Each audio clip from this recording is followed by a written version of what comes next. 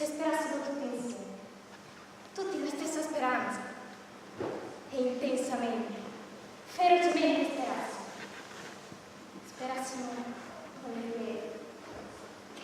gli alberi, il grano sotto la neve,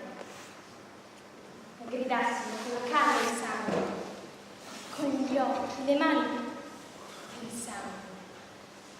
e sperassimo con tutte le viscere, con tutta la mente e il cuore. Allora egli non avrà neppure da dire eccomi, vieni, perché già vieni,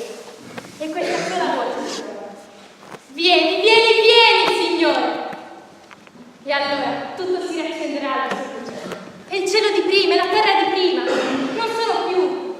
non ci sarà più né lutto né grido di dolore, perché le cose di prima passarono e sarà persa ogni lacrima dai nostri occhi, perché anche la morte non sarà più, e una nuova città scenderà dal cielo, bella come una sposa per la notte d'amore. Allora il nostro stesso desiderio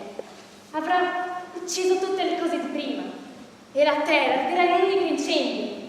e anche i cieli bruceranno in quest'unico incendio, e anche noi, gli uomini, saremo in quest'unico incendio, e invece di incenerire usciremo nuovi come zaffiri e avremo occhi di topazio. Quando appunto egli dirà già nuove sono fatte tutte le cose,